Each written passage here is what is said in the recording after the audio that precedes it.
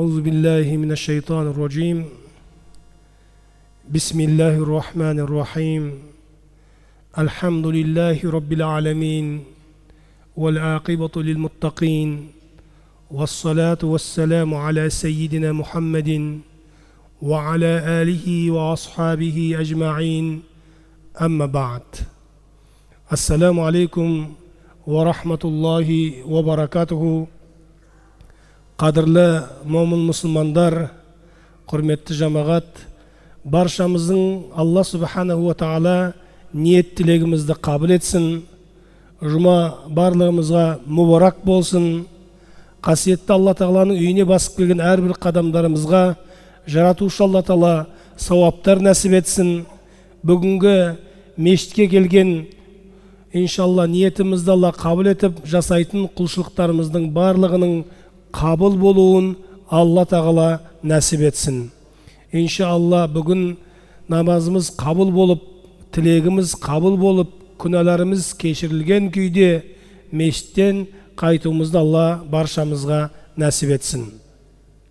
Qadırlı mo'min musulmonlar, özlerinizge belgili bolganday qasiyetli Juma gününün vağızları her türlü taqırıplarмен айтылат. Алла қаласа бүгінгі біздің жұма тақырыбымыз тәңіршілдік дін бе деген бағытта болады. Қазіргі таңда ақпараттың тез тарайтын уақытында кез келген ақпаратты ақпараттық алаңға салған кезде ол көптеген адамды әр түрлі ойларын сан-саққа жүргізетіні белгілі. Аллаға шүкір дегенмен жаратушы Алла Тағала адам баласын жаратқан кезде әу баста оны ақылды, саналы етіп жаратты. Кез келген ақпарат саналы адамды, ақылды адамды иншалла адастыра алмайды. Сондықтан біз барынша Алланың берген ілімін пайғамбарлар арқылы білсек, ұғынсақ, иншалла бізді қандай уақыт болса да, қандай заман болса да бізді адастыра алмайды. Сондықтан бүгін біз осы тақырыпта уағызымызды иншалла айтып өтсек. Әуелі дін дегеніміз не? Дін сөзінің мән мағынасы қандай? Осы тұрғыдан біз сіздерге хабар беріп кетсек. Дін сөзінің араб тіліндегі мағынасы. Жалпы дін деген сөз біздің қолданып жүрген түбі араб тілінен шыққан, оның мағынасы қандай? Бірінші біз осыны біліп алайық. Дін деген сөздің мағынасы не? Білеміз, дін ол дін, ислам діні дейміз, басқа дінді айтамыз.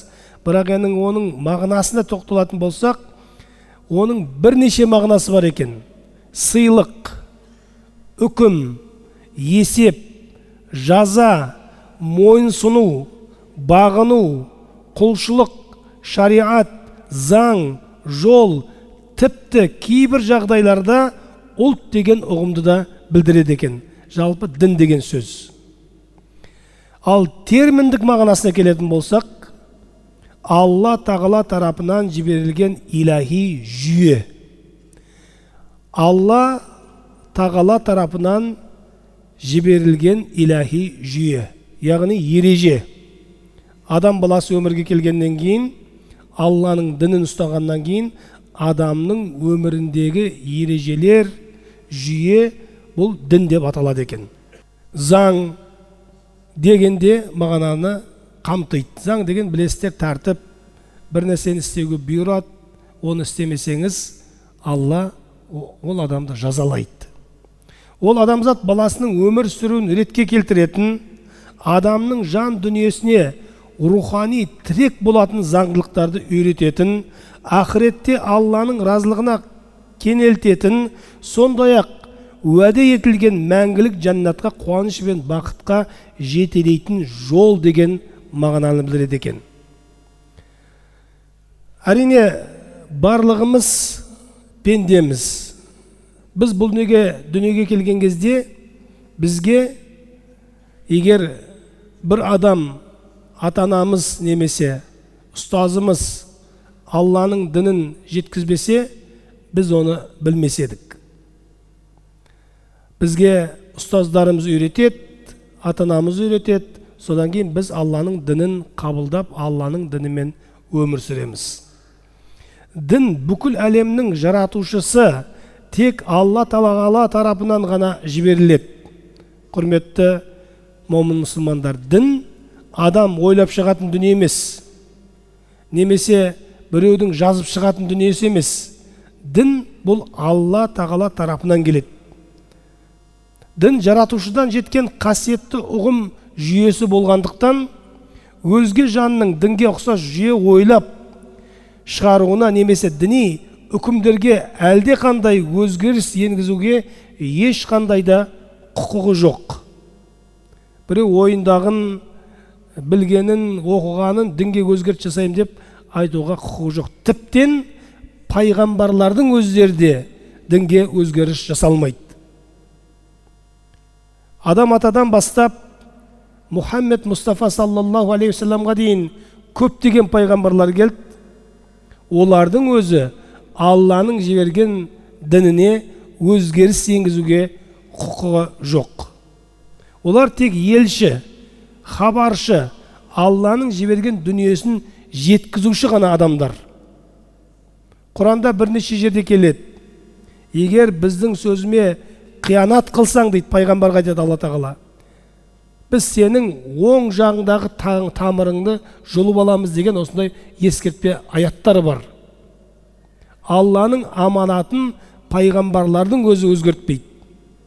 Алла қалай айтты, дәл солай олар оны жеткізеді.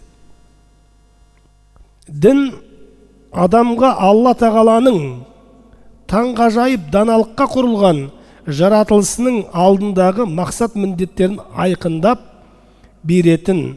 Адам баласы тек ішіп жеу, саят құрып сайрандау, бір-бірін өлтіру үшін ғана жаратылмаған.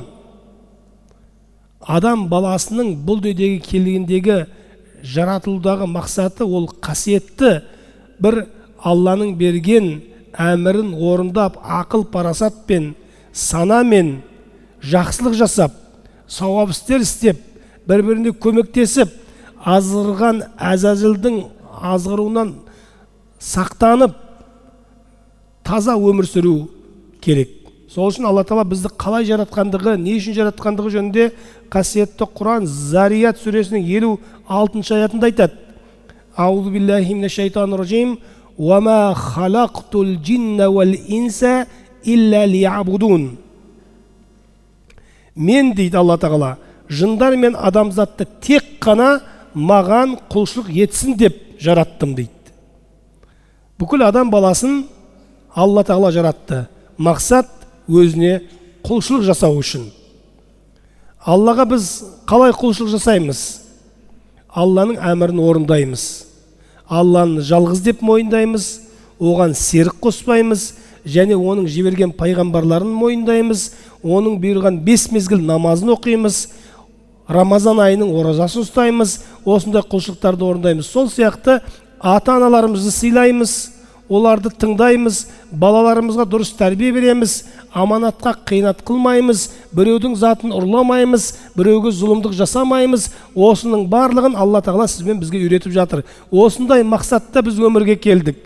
Кім осы Алланың бұйырғанын орындап, Алланың тыйғанынан тыйылады, оған Алла Субхана ва Тағала жақсылық нәсіп етеді. Дін пайғамбарлар арқылы адамдарға жеткізілген Алланың бұйрықтары мен тыйымдарынан тұратын тек уахиға ғана сүйенеді. Қадірлі момын мұсылмандар, кез келген пайғамбар уахи арқылы Алланың хабарын адамдарға жеткізген. Мысал үшін, біз пайғамбарымыздың бір аты Мұстафа дейміз. Ол мағына таңдалған, таңдаулы деген сөзді білдіреді. Яғни адамдардың ішінен Алла Тағала бір адамды пайғамбар етіп таңдайды. Сөйтетті соны пайғамбар қылып, елші қылып, өзінің хабарын уахи Жәбірәйіл періште арқылы жеткізеді. Ал ол пайғамбар Алладан келген хабарды Алла маған осындай хабарды жеткіз деп әмір етті деп адам балаларына жеткізетін болған. Енді қадірлі момын мұсылмандар, жалпы адам атадан бастап пайғамбарымыз Мұхаммед Мұстафа саллаллаху алейхи уассаламға дейінгі бүкіл пайғамбарлар таухид ілімін үйреткен. Таухид деген Алланы бір деп тану сенімін уағыздаған. Алла жалғыз, Алла ешкімге ұқсамайды, Алланың құдіреті шексіз, Алланың білімі шексіз. Алла тағала барлық нәрсені көреді, барлық нәрсені естиді. Яғни адам санасымен, ойымен Құдайды бір нәрсеге ұқсататын болса, ол күнә жасайды. Яғни Құдайды тасауыр дейді, суреттеуге болмайды. Құдай бар, барлығын білет, барлығын естиді. Бүкіл әлем ол Алланың жаратқаны. Біз осылай сенуіміз керек. Ал енді Құдайды қолмен жасап, сызып, суретін салып, немесе Құдайға неше түрлі серіктер қосып, көмекшілер қосу, бұл күнә болып есептеледі. Яғни ең үлкен күнә. Құранда айтылады, Аллаға серік қосудан артық күнә жоқ. Ең үлкен күнә Аллаға серік қосу. Ал енді бүкіл пайғамбарлар, адам ата, одан кейін көптеген пайғамбарлар, пайғамбарымыз Мұхаммед алейхиссалату вассаламға дейінгі барлығы Алла жалғыз, Алланың серігі жоқ деп бізге жеткізді. Адам ұлы жаратушының бар екеніне сенгенімен, оған қалай құлшылық ету керектігін ақылымен шеше алмайды екен. Енді адамның табиғатында көп адамдар Құдайдың бар екенін сенеді, жүрегі сезеді, Құдай бар дейді, жоқ деп айтуға қорқады. Бірақ енді құлшылық жасайын десе, ол ойымен құлшылық жасалмайды. Оған елшілер, пайғамбарлар құлшылықтың ережесін үйрету керек. Пайғамбарымыз саллаллаху алейхи уассаламға намазды кім үйреткен? Пайғамбарымызға періште келіп үйретеді. Жабраил періште келіп, намазды қалай оқу керектігін үйретеді. Алланың әмірімен. Ал пайғамбар адамдарға намаз қалай өтілетіндігін үйретеді. Пайғамбарлардан кейін ғалымдар қазіргі таңда құлшылықты қалай жасау керегін үйретеді. Сол үшін діни әмір мен тыйымдар пайғамбарлар арқылы жетіп тұрды. Өйткені адам әртүрлі сылтау мен желеу айтпау үшін әрбір қауымға жеке-жеке елші мен шариғат заңы жіберілді. Яғни маған пайғамбар келмей қалды, мен естіпей қалдым деп адамдар құтыла алмайды екен. Алла Тағала Құранда айтады, Ниса сүресі 165 аят. Русулам мубашширина ва мунзирина лиалла якуна линнаси аля Аллахи худжа ба'дар русули ва кана Аллаху азизан хакима. Садақаллахул азим. Бұрынғы пайғамбарлардан кейінгі адамдарға пайғамбар келсе, біз тәубе етер едік деп сылтау айтпауы үшін ізгі жандарды жұмақпен сүйіншілеуші және астамшылық еткендерді ескертуші етіп, тағы да пайғамбарлар жібердік. Алла аса үстем хикмет иесі деп айтылады. Мінеки адамдар бұрынғы кезде бізге пайғамбарлар келген еді адамдарға, сол сияқты бізге келгенде еді ғой, бізде істейтін едік деп сылтау айтпау үшін әрбір қауымға әрбір уақытта біз пайғамбарлар жібердік дейді Алла Тағала Құранда. Келесі аятта айтады Алла Субханаху Тағала, Фатыр сүресі 24 аят: «Инна арсалнака бил хаққи башира ва назира ва ин мин умматин илля хала фиха назир». Садақаллахул азим. Шындығында біз сені ақиқатпен момындерге қуанышты хабар жеткізуші, кәпірлерді қорқушы етіп жібердік. Қауымдардың қайсысына болса да елші жіберілген дейді Алла Тағала. Адам атадан бастап күні бүгінге дейінгі бүкіл қауымға пайғамбар жібергенін Алла Тағала мінекей осы Құран аяттарында сізбен бізге айтып тұр. Келесі аятта «Валикулли умматин расул». Әрбір үмметтің бір пайғамбары бар дейді. Алла қайсы бір қауымға пайғамбар мен шариғат жібермесе, онда ол қауымды ақыретте жазаламайды. Өйткені Алла өзін танытатын елші мен діни үкімдер жібермесе, адамдар Аллаға қалай құлшылық ету керектігін ақылмен шеше алмайды дейді. Біз жоғарыда айттық, яғни құлшылықты оймен былай құлшылық жасаймыз, былай сыйынамыз деп қазіргі таңда айтып жүр ғой кейбір кісілер. Біз мынандай дінде болғанбыз, біздің дініміз пәленше деген сияқты. Олай ақылмен, оймен адам құлшылықты айта алмайды екен. Оны пайғамбарлар үйретеді. Келесі аятта Алла Тағала былай дейді, Исра сүресі 15-ші аят. وَمَا كُنَّ مُعَذِّبِينَ حَتَّى نَبْعَثَ رَسُولًا.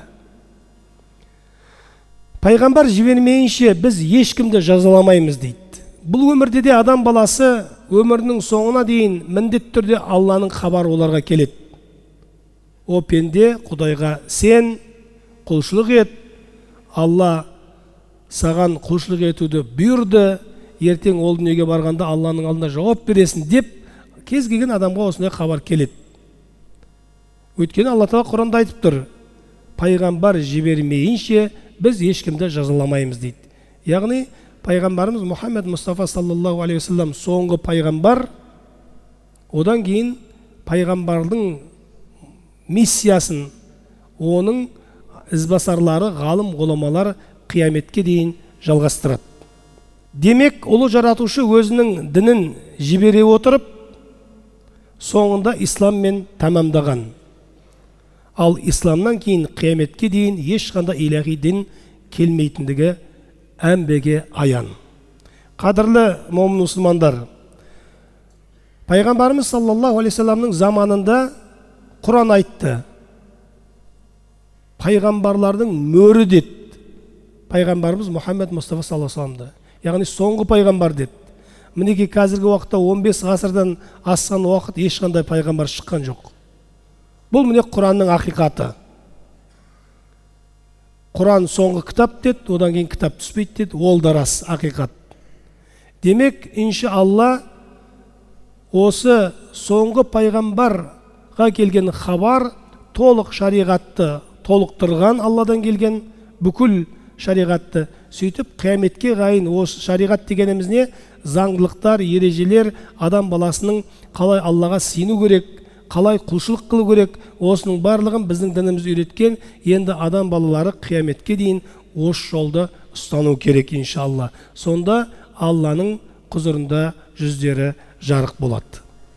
Қазіргі таңда әлемде ислам дініне кірушілер өте көп.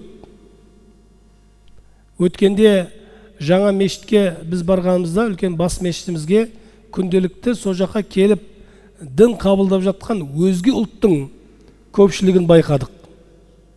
Күнделікті өзге ұлттардың өзі келіп, мен ислам дініне қызғам, ислам діні бір Құдайға ғана сыйынады, ешкімді Құдайға серік қоспайды, сондықтан осы дін маған ерекше деп, ла илаха иллалла Мұхаммаду Расулулла, ашхаду ан ла илаха иллалла ва ашхаду анна Мұхаммадан абдуху ва расулух деп ислам дінін қабылдап жатқандар көп.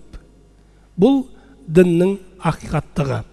Қадірлі жамағат, біздің уақытымыз жақындап қалды ғой деймін. Мен енді қысқаша қорытындылап кетейін бүгінгі тақырыпты. Біз бүгінгі тақырыбымыз тәңіршілдік дін бе деген тақырыпта уағыз айтып жатырмыз. Тәңіршілдікті дін деп атауға бола ма жалпы? Әрине жоқ. Себебі тәңіршілдік дін емес, ол түркі халықтарының исламға дейінгі нанымын айтады. Жалпы Ибадатул Исламия деген кітап бар. Сол кітапта, шариғаттың кітабында арабтар жаратушыны Раб деп айтады дейді. Фарсылар Құдай деп айтады. Түркілер Тәңір деп айтады дейді. Яғни жаратушы деген мағынаны білдіреді. Тәңірі деген сөз. Бүкіл әлемнің жаратушы бір Алла Тағала деген мағынаны білдіреді. Әрине, Раб, Құдай, Тәңірі деген сөздер бір мағынаны білдіреді. Сондықтан біз Тәңірі діні деген сияқты адасушылыққа кетіп қалмайық. Алла одан сізбен біз сақтасын. Себебі тәңіршілдік дін емес, ол түркі халықтарының исламға дейінгі нанымы, табынудың басты объектісі Тәңір. Тәңір көне түркі тілінде мықты, ер, құдіретті, көне түркілердің діни наным сенімдеріндегі тұлғаланбаған шексіз күйе есебіндегі аспанмен теңестірілген басты құдай бейнесін айтқан екен кітаптарда. Тәңірмен қатар жер, су құдайы да түркілер үшін табыну объектісі болған. Кейбір егер осы айтылған тұжырымды қабыл етсек, онда тәңіршілдікте үш құдай түсінігі пайда болады екен. Көк тәңірі дейді, жер, су тәңірі деген сияқты үш құдайдың жаңағы бар болғандығы көрінеді. Алла сақтасын. Біз бүйтіп қазіргі кезде кейбір адамдардың ақпараттарына сүйеніп, өзіміздің ата-бабаларымыздың адасқан үш құдайға сенған етіп көрсете алмаймыз. Тәңіршілік түркілерге дейінгі халықтар білесіздер. Адам атадан бастап бірінші адам жер бетіне келген. Ол Аллаға сенген, Алланы жалғыз деп таныған. Әрине кейін адамдар адасқан. Оларға хабар жеткеннен кейін олар қайтадан тура жолға келген. Қазіргі заманда да бар. Адасып жүреді, біраз уақыт кейіннен Алла нәсіп етіп, ол тура жолға келеді. Сол сияқты адам баласы жалпы Алла хидаят бергенше тура жолда болмауы мүмкін. Бір дінді дін деп атау үшін мынандай шарттар болуы қажет екен. Бірінші, Құдай түсінігі. Алла туралы сенім. Екінші, пайғамбары болу. Адамзатқа тура жол көрсететін жол басшы болу керек. Үшінші, періштеге деген сенім. Төртінші, қасиетті кітабы болу, жазба мәтіндер. Бесінші, моральдық қағидалар, заңдар жиынтығы болу. Алтыншы, орындайтын құлшылықтары болу, намаз, ораза, қажылық, құрбандық, садақа, неке, ғибадатхана тағы басқа. Жетінші, қасиетті күндер мен мейрамдары болу. Сегізінші, дін қызметкері немесе діни басшысы болу. Мінеке дін болу үшін осы шарттар болу керек екен. Құрметті момын мұсылмандар, қазіргі таңда көптеген әртүрлі наным сенімдерді дін деп айтқысы келетін, дін деп халыққа жеткісі келетін кейбір адамдар пайда болды. Алла одан сақтасын. Енді бұндай діндерге келетін болсақ, жалпы ондай нанымдарға келетін болсақ, дүниеде тек қана түркілер емес, Африка елдері болсын, Америка елдерінде, мынау гректер дейміз, олардың да ескі тарихтарында әртүрлі нанымдары болған. Ол тек қана бізге қатысты емес, түріктерге. Басқа да ұлттардың түбінде әртүрлі нанымдары болған. Бірақ адам ақылды, жоғарыда біз айттық. Адамның ақылына қоятын дүниені адамдар қабылдайды. Сондықтан пайғамбарлар келіп, Алланың ілімін үйреткен кезде адамдар түсініп, иә, бұл ақылға қонымды, бұл дін деп, Алладан келген хабар деп олар соған сеніп, оған ерді. Сондықтан сізбен біз осындай ақпараттардан сақтанайық, барынша балаларымызды сақтандырайық. Біз, әлхамдулилля, мұсылманбыз. Аллаға сенген мұсылманбыз. Кейде әртүрлі сөздерді айтады. Бұл арабтың діні, арабқа келген деп жоқ. Арабтардың өзі ислам діні келгенше өте қатты адасқан болған, білесіздер. Тіптен туылған қыз баласын тірілей көмуге деген барған аз зұлымдық болған оларда. Сондықтан бұл арабтың емес, бұл Алланың жіберген діні деп ислам дінін біз қабылдағанбыз. Алла субханала тағала сізбен бізге тура жолды ұстануды, тура жолдан адаспауды Алла нәсіп етсін. Ал енді қазақ жеріне дін, білесіздер, 713-715 жыл деп айтады бір деректерде. Келесі дерек талас шайқасын айтады, 751 жылы. Осы кезден бастап қазақ жерінде ислам діні келген. Сол күннен бүгінге дейінгі біздің баршамыздың ата-бабаларымыз ислам дінін ұстап мұсылман болған. Кешегі Абай атамыз айтады, Алланың өзде рас, сөзде рас. Рас сөз еш уақытта жалған болмас. Көп кітап келді Алладан, оның төрті Алланы танытуға сөз айырмас. Аманту оқымаған кісі бар ма? Ва кутубихи дегенмен ісі бар ма? Алла өзгермес, адамзат күнде өзгерер. жарлық берді, ол сіздерге сөзді ұғарға деген өлеңін баршамыз білеміз. Алла субханала тағала сіз бен бізге осы ата-бабамыз ұстанған тора жолды нәсіп етсін, тора жолдан адастырмасын. Біз әлхамдулилля мұсылманбыз. Алла тағала ислам дінін қазақ жерінде қиямет қайымға дейін сақталуын нәсіп етсін. Алла баршамыздың ұрпағымызды Аллаға деген иманда, ислам дінінде мұсылман болуын Алла субханала тағала баршамызға нәсіп етсін. Қадірлі момын мұсылмандар, жаратушы Алла дұға тілегімізді қабыл етсін. Қазіргі таңда жоғарыда айттық ақпарат көп, содан сақтанып жүрейік. Алла баршамызға жар болсын. Ва ахиру дa'вана анил хамдулиллахи раббил алемин. Аллаху акбар.